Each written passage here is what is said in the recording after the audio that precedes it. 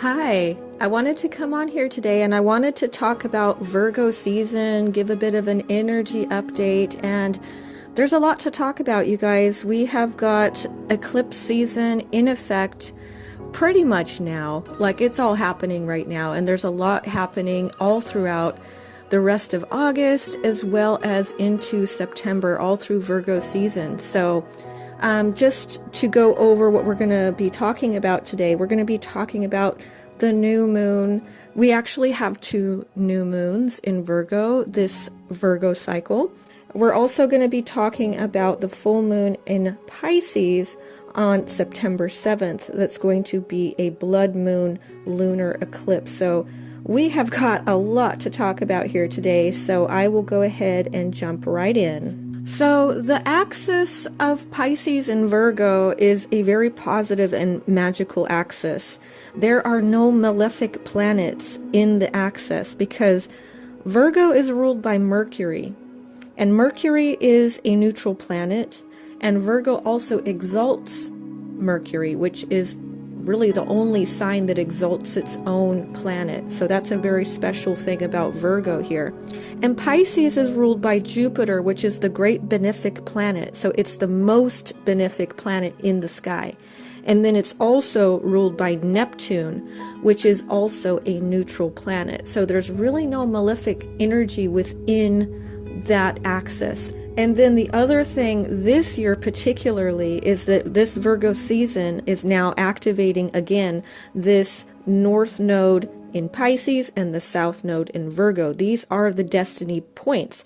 And Virgo is on the side of the karmic release point, and Pisces is on the side of the destined outcomes that are going to be beginning, right? So that's the whole thing with this year as well, is that we have destined endings, these karmic completions, these karmic and destined endings, and then on the other side we also have these destined outcomes, these destined connections, these destined outcomes of any kind. Of course, these are going to be in all areas of your life. And this whole Virgo season is going to be a celestial ceremony with a series of initiations that are going to be guided by the divine and the beings in the higher dimensions. And these ceremonial initiations are going to be particularly potent for the feminines at this time. Because right now, this is the time of divine feminine embodiment. That's the phase that we're in right now. It's absolutely essential that the feminines embody their own divine feminine energy first, as we know that the feminines go first in this journey. So we are the ones that are going to be rising to these higher frequencies first. And that's what pulls the masculines up out of these lower frequency timelines, those black goo timelines, because this is the interplay between the masculine and the feminine polarities, is that the masculine energy is rooted deeply in the root chakra, in the roots of the earth, the grounding physical part of this, and the feminines are the higher planes, the spiritual realms, the higher frequencies, the higher dimensions. And so the more that the feminines truly come to this point of embodiment, because this is really important that we get to the embodiment part. We have been in a process, a very powerful alchemical process for years, for many years, and we're coming to a culmination now, because this year is a very, very potent year of this shedding of the old, fully releasing out all of these densities, releasing out all of the karma, releasing out, so that, like a snake, because we're in the year of the snake, shedding its skin to reveal the divine embodiment, the divine nature, those higher frequencies, not the lower frequencies, the higher frequencies. The feminines go first, though. So now that we're at a halfway point, and we are now entering into this eclipse season, we're entering into the axis of Virgo and Pisces. It's very feminine energy. So the focus is going to be on the feminine. This year is about balancing both the masculine and the feminine into their divine energies so that they can come together. That's the whole point, is that we have to go through this dance, and we have to go through this process of shedding, releasing, ongoing endings, ongoing releasings, but also being filled up with that divine energy. And so we're coming to a point now that is a very powerful turning point for this embodiment phase. And it really truly is a whole celestial initiation for the divine feminines, which will allow at a further stage for the masculines to also go through this initiation phase. But for right now, and they are absolutely being affected by this too, because they have feminine energy as well that needs to be balanced, that needs to be healed. They have mother wounds. And so within the energy, the more that the divine feminines rise into this embodiment of this divine feminine energy, really anchoring this into the grid, into the earth, and into the collective consciousness, this allows the healing to go deeper for the masculines, for them to heal the mother wound. But we have to do it because we are the embodiment, the physical embodiment of the divine feminine energy. It has to come online physically. Remember, we are merging heaven and earth. We have got to physically and spiritually and energetically embody the divine feminine energy so that the masculines can heal that inner wound, and that they can then, from that process, because we know that they have these wounds within them, just like we have wounds within ourselves too. And those wounds, once they are healed, that's when we can really start to become more empowered and really embody our divine frequency.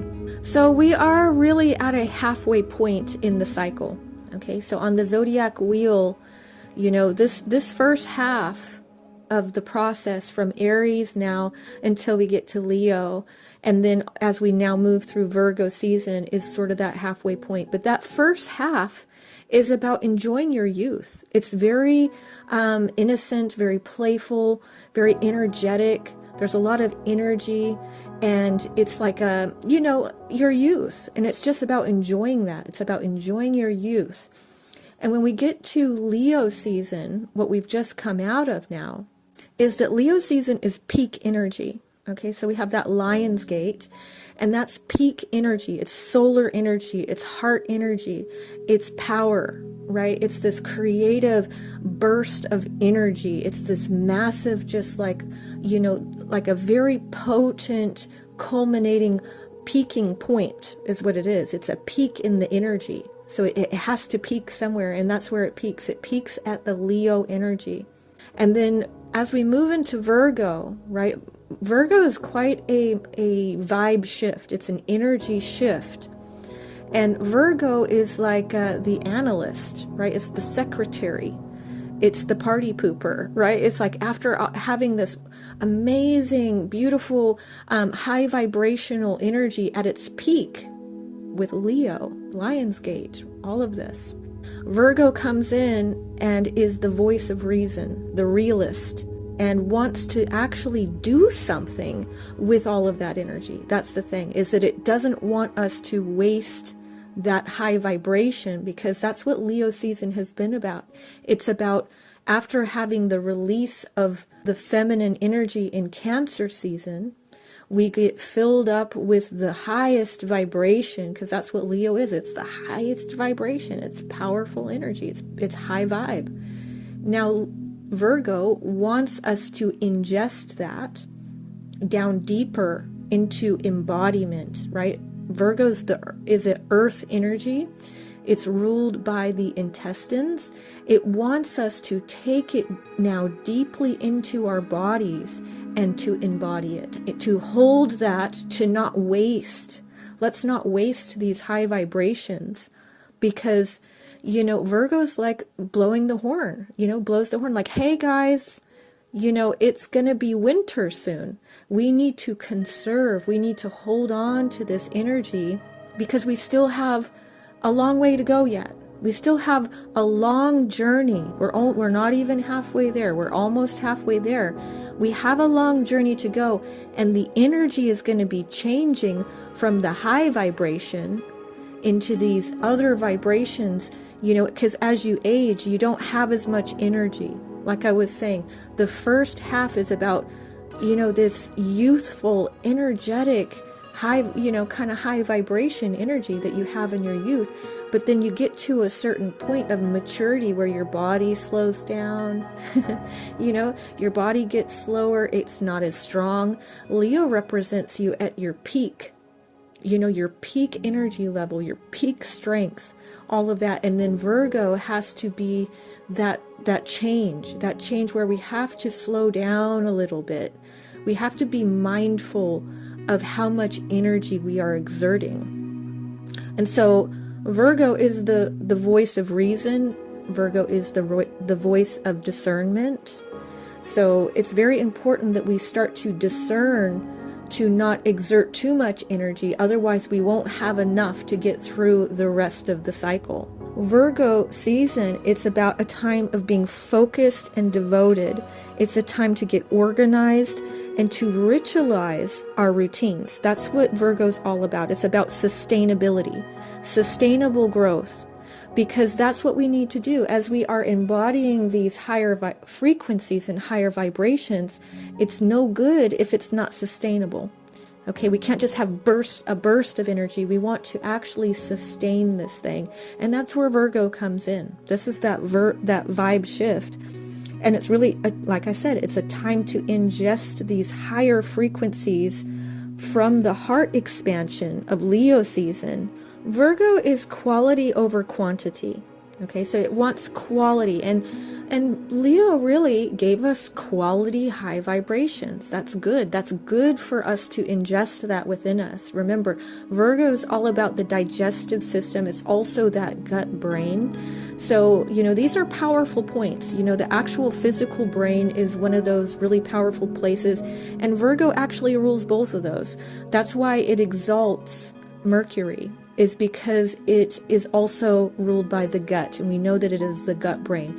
And then we also have the heart brain. So that was Leo. So we're like it's like taking this now deeper into this part of us that can start to sift through and start to really take it deeply into your body, because that's what the digestive system does. If you ingest something and it goes down into your intestines, it's going to start sorting and sifting and taking the nutrients it needs to go through your system. You know, Virgo is the alchemist. They're the hermit. You know, they go within. It's a time of going within. And it's the harvester. Again, we have this energy of sorting. This is good and this is not good. You know, that's what, again, sustainability. And this is going to be happening on many levels of our lives, because, again, Virgo is on the karmic ending point of these destiny points of the nodes. And so Virgo energy is going to want to sort through with critical discernment, critical thinking, and to discern what is going to stay in my life and what is going to go. Is this relationship sustainable in the long run? That's what Virgo wants to know. And, you know, is this job sustainable in the long run? Is this health routine sustainable in the long run? Anything, is this home sustainable in the long run? That's what it wants to know, because we're moving into destiny. So these endings are going to have to occur. And so Virgo, as the harvester, is going to be playing a really big part of this. So it's all about, is it fruitful? And it's like I said, it's going to come down to these soul connections and these health practices. And, you know, Virgo is all about taking strategic action. So it's not about quick results. It's about sustainability. Virgos are clean, organized Puritans. Okay, so less is more, and they want quality over quantity. This is the vibe. This is the Virgo vibe. Okay, they are focused, determined, hardworking, and they are masters. They really are masters of discipline. So it's like mastery through discipline. That is Virgo. And they deeply, deeply care for other people and particularly have a love for pets and animals. But they are also not overly emotional. So they will show their care by doing acts of service, because that's Virgo as well. It's about doing things. It's an earth sign. So earth signs have, they tend to show their emotion. They show their care and their love through these actions of service. That's what they tend to do. This is more natural for them to do that than to get overly emotional like a water sign. Also, during this time, we can expect some sudden changes physically and some sudden insights that is going to require Virgo's powerful discernment and intellect, because we have Uranus currently in Gemini, which is disrupting the system. It's causing chaos for purposes of reinvention and reset. Mutable energy means chaos, okay? It's a chaos type of energy. It's also magic. It's chaos magic is what mutable energy is. We are going to really need that discernment from Virgo as we move through these changes that are going to be coming through more and more, because that's what Uranus and Gemini is going to be bringing throughout this whole cycle.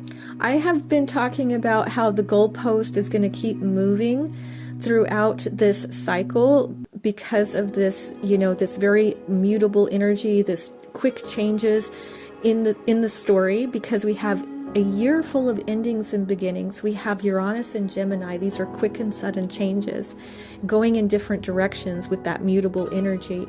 And so basically what we're going to have ongoingly throughout the year are these goalpost changes, moving. It's constantly moving. So we're going to have to utilize that North Node in Pisces again. See, this is the beauty of that, is that Pisces is the most mutable sign. It has the most ability to flow, go with the flow, move with the current. If you're going one direction and then you need to go a different direction, because that's where the destiny is leading you, because that's the destiny aspect of this, is that it's moving. It's constantly moving you where you need to go. But we're going to have these sudden changes because it is disrupting the system. It's collapsing. It's a reset. But as that's occurring, there's these constant movement of the goalpost is how I see it, really. So this Virgo season is a time to wrap up old karma and to birth in these new destinies. We are concluding the old story. That is the disruption, is because of this. We are concluding the old story so that we can start a new one through fate, through destiny. This is very important. Now I want to shift gears and I want to talk about the eclipse season. I want to talk about these moon phases. The first thing that we have is we have the new moon in 0 degrees Virgo on the 23rd of August. And this is a critical degree. The critical degree is a threshold of pure embodiment of that archetype. In this case, it's Virgo. So it's going to be a blast of deeper understanding, because that's Virgo. It's discernment. It's this ability to fully utilize the mercurial energy in its fullness, not only through the mind, but through the gut instincts. And we're also going to have a second new moon in Virgo at the 29th degree. And this is the anaretic degree. It's also, these are the two most powerful degrees, the critical 0 degree and the 29th anaretic degree. And so this is it's going to be sort of that concluding energy when we get to that, because that's also happening on the 21st of September, which will be the halfway point of getting through the zodiac cycle and the autumn equinox. So basically, those two new moons in Virgo are going to be connected, kind of like bookends, okay? So as we turn the page, those two new moons are going to be connected. We can expect to see some really powerful things happening throughout this whole Virgo cycle, because it is activating the nodes of destiny, these destiny points that are in Virgo and Pisces, and it's also happening in eclipse season. Very powerful, very potent. So, and then in the middle of those two new moons, we're going to have the full moon on the September 7th, that blood moon lunar eclipse in Pisces. Again, we're going to go deeper into this now. But the first thing that jumps out at me is the number 23. The number 23 is a very magical number. It's a very potent, very powerful number. The number 13 and the number 23 are very magical, very potent numbers. The number 23 is known as the Royal Star of the Lion. This is the star Regulus, which is the brightest star in the Leo constellation. So just as we are concluding Leo season with this blast of really powerful Lionsgate energy, highest vibrational energy, we have the new moon in Virgo on the 23rd, which is at the 0 degree point, which is the most potent degree. Okay, so the number 23 in this Royal Star of the Lion is associated with success, help and protection from high places. It's also karmic rewards and good fortune. Also, the Earth is tilted at 23.5 degrees. The Earth has its axis on this tilt. Okay, we have 23 chromosomes from our mother and 23 chromosomes from our father. This is another significant correlation with the number 23. So we have, we have 23 from each parent, basically. Psalm 23 in the Bible is the most famous psalm. It is the psalm that is, the Lord is my shepherd. The tarot has 22 cards in the arcana. However, there are some tarot cards that do consist with a 23rd card, and it is known as the mystery card. Okay, there were 23 Knights Templar Grand Masters. Some of the most successful athletes wore the number 23. Michael Jordan, one of the most famous basketball players of all time, wore the number 23. As did LeBron James, as well as the famous soccer player David Beckham. He also wore the number 23. And Kelly Slater, one of the most famous surfers, was known for being connected to the number 23 because of how good he was. And really, that's because it is a magical number. It's known for, as I just mentioned, success, help, and protection from high places, good fortune, and karmic rewards. So that new moon in Virgo on the 23rd of August will without a doubt be one of the most powerful new moons of the year. And so that does take me to the full moon in Pisces on September 7th, which is going to be a blood moon lunar eclipse in the sign of Pisces. Now the number 7 also represents balance. The 7th zodiac sign is Libra. It represents balance. 3 on each side, and then the one pillar in the middle. And the 7th tarot card is the Chariot. This is ruled by Cancer, and it symbolizes willpower, determination, and control. This is also very much like that Virgo energy. So this is the energy that we are definitely moving into. So this signifies triumph and success, and achieving through focused efforts and confidently overcoming obstacles. And this card is also going to encourage you to channel your energies towards a specific goal to maintain balance. So this is really an action card. It's a call to action. It's a call to willpower and determination. And it's about success through focused effort. Very similar to this Virgo energy. Again, I find this really just highly significant that it's also happening on the 7th, and we have all of these really powerful energies. The number 7 is a very spiritual number. It's a very high vibration, very lucky number. In fact, Pisces is also ruled by the number 7 because of its association to Jupiter, which is luck. So Pisces is sort of like lucky number 7, and this full moon is on the 7th in the sign of Pisces. And the other thing that we have is that Pisces is ruled by the moon card, And so we have, this significant connection as well.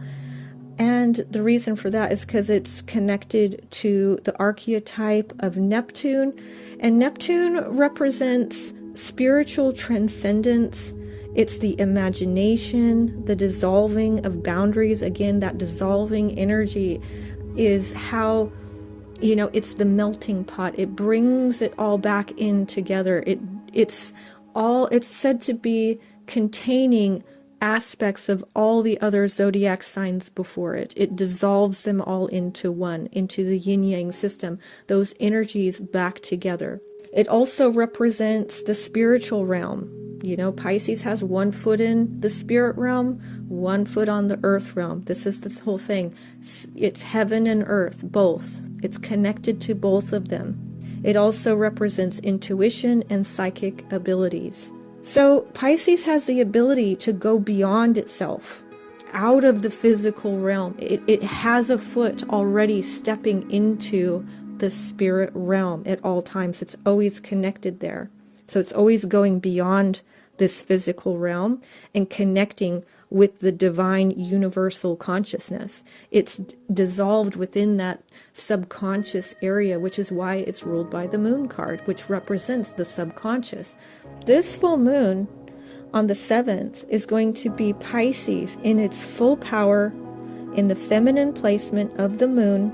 The moon is the feminine energy, and it's going to be in its fullest, most powerful expression at the explosive release point of the full moon. The full moon is when it is at its most potent in the full moon energy.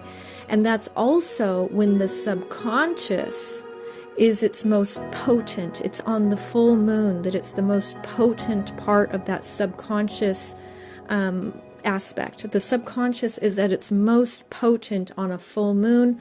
Pisces represents the subconscious. It represents the fullest feminine. It represents this. It has relation to lucky number 7. And then to add even more power to this full moon, it's a blood moon. Okay, again, associated with the female menstrual cycle, the blood, the feminine, the moon, Pisces, this energy. So it will be Pisces performing pure chaos magic. Okay, it really is. This is the mutable signs represent chaos and magic. That is the part that they play in the zodiac. I also like to consider the story that these full moons are playing just on their own. So for instance, the last full moon that we had was in Aquarius, and as I mentioned, it's a fixed sign. It's very explosive. It's also on that Leo Aquarius axis. Now this is the highest vibration. It's also in this Lion's Gate. It's in this peak energy. And this Aquarius full moon was on August 9th, just one day after the 8/8 portal. And then also we have the number 9. 9 is a magical number, as I've mentioned. 3, 6, 9, and 12 are the magical numbers. 9 is the combination of both 3 and 6. Now 3 represents spirit and 6 represents earth. So it is also a representation of the masculine and the feminine. So it is a mixture of those two. It is basically the blending of heaven and earth, the blending of masculine and feminine in that high vibration, the highest vibration of the Leo Aquarius axis of love and wisdom. Just about right on that 8/8 portal as well, just like right on that energy. And then the other thing to note is that this next full moon is in the sign of Pisces. Now, Aquarius and Pisces are very closely working together. They always are. They are the elders of the zodiac. They are the wisest zodiac signs. Aquarius being the visionary and Pisces being the mystic. Aquarius is a water bearer. It's a person holding a urn of water and pouring it out upon the ground or upon wherever it's pouring it, it's basically pouring it out. It's not just holding it in its urn, it's pouring it. And that's why Aquarius represents the humanitarian, because he's not just holding this wisdom, because that's what the water in the urn represents. It represents wisdom. And, you know, they are holding this wisdom in the urn, which is Pisces. It's holding it within it, but it's also pouring it, basically unleashing Pisces out and pouring it upon humanity. So these two are working together. So that last full moon was, of course, setting the stage for this Pisces full moon on the 7th. And then Pisces, remember, is the final zodiac sign, so it's completion. This is why right now it's one of the most powerful times as far as this karmic releasing, these fate endings, these fated karmic endings is going to come to a very potent point, a release point on the full moon in Pisces, because that's what Pisces represents. Pisces is that karmic ending sign. That's what it represents. It's one of the most karmic signs, is because it means completion. It's endings. But then we also have once we have an ending, because of cycles, there's always going to be a new beginning. That's how it works. It's not a full-on complete ending. It's the beginning as well. It's ending and beginning. That's the whole point of cycles, is that when one ending happens, when one door closes, a new one opens. You know, even when you pass on, even when your physical body dies, you're going into the spiritual realm. You're going to the next adventure, you know. So, you know, this is how they interplay with each other. But right now, it's this Pisces full moon is a ending. It's an ending, but also a beginning, because of these nodes of fate as well. And it's also in that karmic sign of Pisces, the 12th sign of Pisces. So this is a very important and probably one of the most powerful times of the year happening right now. And the next full moon in Libra season is going to be Aries. So this is, you know, going to be telling this story of what I'm talking about, which is at the moment we have the feminines stepping into embodying the divine feminine energy, creating this, you know, this healing of the mother wound within the masculines. The next full moon cycle will be in Aries. Aries is the emperor in the tarot, and he really does represent the divine masculine. It's Mars. It is ruled by Mars. It is this masculine energy, and it's going to be in the moon. The moon is the feminine energy. It is going to, that's when that healing is going to really happen for those masculines. Okay, it's also going to be on the 7th is the other thing. So that's another beautiful thing that's going to happen, is that's going to be on October 7th. Again, we have this balance. As I've been mentioning for quite some time now, we have Pisces and Aries. They are the alpha and the omega of the zodiac. Pisces is the ultimate feminine. It is the most polarized in that polarity, the negative polarity. Aries is the most polarized in the masculine energy, in that positive polarity. And so they are the bookends, right? They are the beginning and the end. Now, the interesting thing that I see here is that we have the full moon in Pisces, which is the omega. Remember, the feminine goes first. So Pisces creates this divine feminine embodiment and healing of the masculines within the mother wound. And then the next full moon is going to be in Aries, the omega, also going to be happening on the 7th. 7/7. They're both going to be happening on the 7th. So on October 7th, Aries goes into the feminine energy of the moon and receives that healing. That's where that healing balm is going to come in. Because remember, Libra is the 7th sign also representing balance, also representing Venus, right? Venus is that beautiful divine feminine energy as well.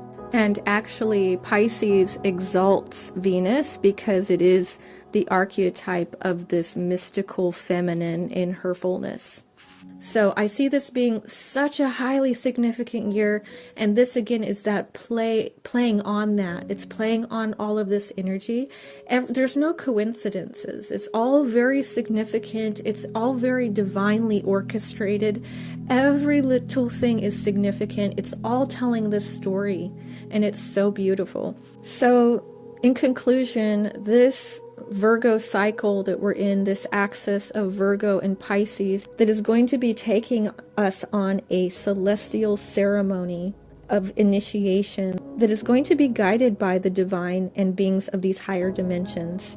Okay, so it's going to be very potent, very powerful for the feminines to be stepping into divine feminine embodiment. It's also going to, as a byproduct, affect the masculines.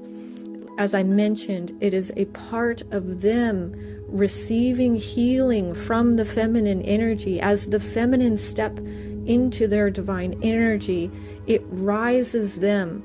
It helps them to heal the mother wound within themselves. They must have this healing. It's a healing balm for them. That's how you want to see it. But it's a part of your process. You are going to be the one to embody that. First, you're going to rise into this energy, but not just, it's going to be, again, the Virgo energy is going to take it deeply in the body through the digestive system to embody it fully throughout your whole entire system. And so that it's utilized and it's going to stay in the body in this embodiment type of energy. So it's very powerful time. And then when this all concludes on that new moon on the 21st of September, that's when we're also going to have the autumn equinox. That's on the northern hemisphere, of course. The southern hemisphere, this is going to be the spring equinox. But this is where it's going to happen. Okay, it's going to shift, and that's where we're going to come to a very potent part, of course, with Libra. Just like when we came out of Pisces into Aries in that spring equinox, right on that, it's right. There's a point. It's like a gate, a threshold that you cross over. And as I mentioned, the zodiac signs that are in the 3, 6, 9, and 12, the mutable signs, they are the gatekeepers. They allow us, once we go through this energy fully, it's where we cross a threshold into the next part. And Libra is going to do something, I believe, similar to what happened in Aries season. We had really beautiful, amazing energy with the divine masculines in Aries season. It was actually quite wonderful. It was a beautiful time.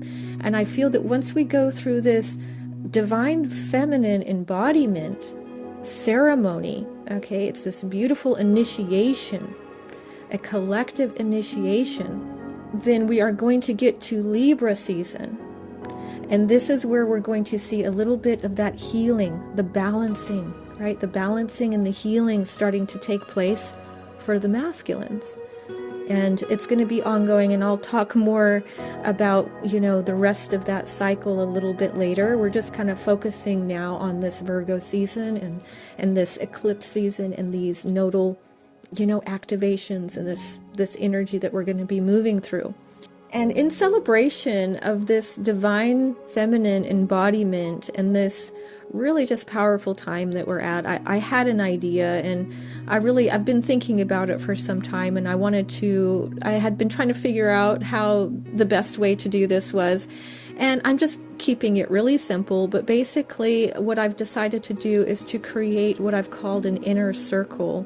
And this is going to be accessible on my personal Facebook page. And the way to really access into this inner circle is, and it's going to be for both divine feminines and divine masculines. Everybody's welcome in there. But the way to access in there is to have a session with me, because it is sort of an energy thing. We need to get to know each other. And, if you decide that you would like to participate in this inner circle, then I will add you into a group chat, basically, is what it's going to be. It's going to be a group chat of divine feminines as well as divine masculines. And it's going to be kind of like a support group, you could say. And so it's a great place to network, to get support, to ask questions. I will definitely be in there and participating. It's a lot of fun because, there's a lot of things I wouldn't share on here, particularly because it is so public, and I would prefer to share on a more closed group sort of setting. So there's no cost to it apart from having a session with me.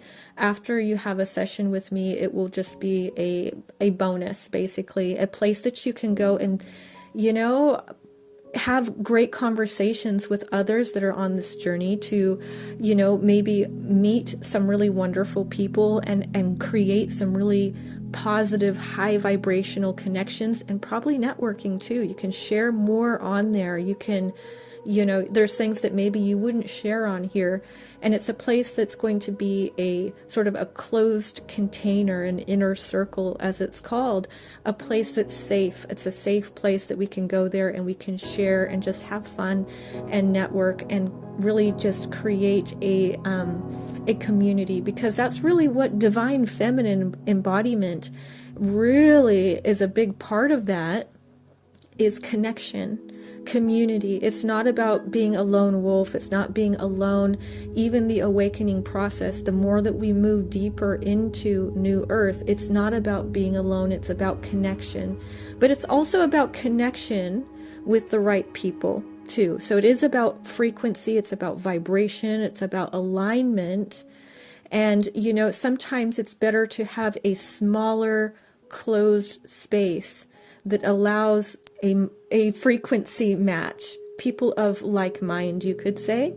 So anyway, that's just something new that I'm going to be adding into the already existing, ability to connect with me more deeper, more personally on on these wonderful calls. I've met some really wonderful people, and I've been very blessed for that. That's probably been one of the most amazing parts of putting myself out here on this platform, has been the connections that I have created.